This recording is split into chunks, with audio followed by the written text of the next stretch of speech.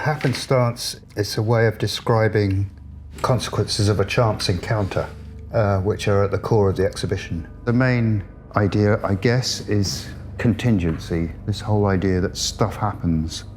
One action causes a reaction, which causes another action, which causes another reaction.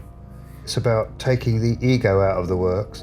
I want to allude to the way the natural world works, how evolution works, how the nature of nature works, and how that is also a model for our moral thinking and our way of living with people and cooperating. The works in here all echo ideas that Ruskin had and talked about and observations he was making, over 100 years ago. He was incredibly prophetic. He devised a project called The Law of Help, which was all about cooperation.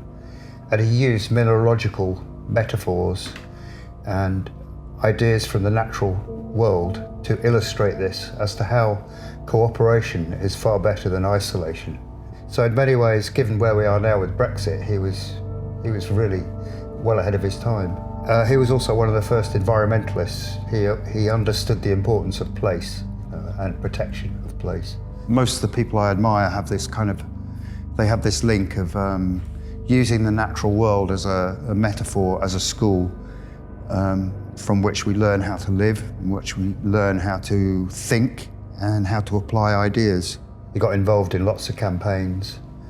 And a lot of people forget this. We have fights up here still going on about the Lake District National Park and the way that commercial interests are being given more priority than protection of the landscape.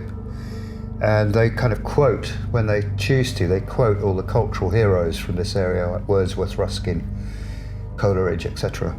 But they forget that all these people came to prominence and they made their work basically in protest. Their work was protest about what was going on, They wanted to remind people of how amazing this place is and be careful, look after it, it's fragile. These are abstract landscapes, all of them, all created by chance, chemicals and rust water. In each square there is a little world, another universe. This piece, called Before Numbers, is made up of hundreds and hundreds of squares of individual pieces, using chemicals, foils, metallic leaf, card, paper, rust water, earth, and carbon paper that's been treated with chemicals. These have all been made on larger pieces and then cut down into small fragments, into small squares, and then put back together pretty randomly.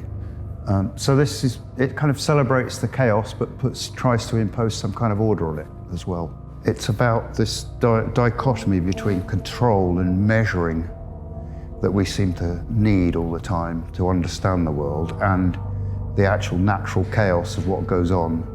We're always trying to measure or gauge everything from climate change to well-being, from states of happiness to the rise in knife crime. And yet we never really look at the causes of the chaos in the first place. We just measure them after the event. And I think that's kind of the wrong way around.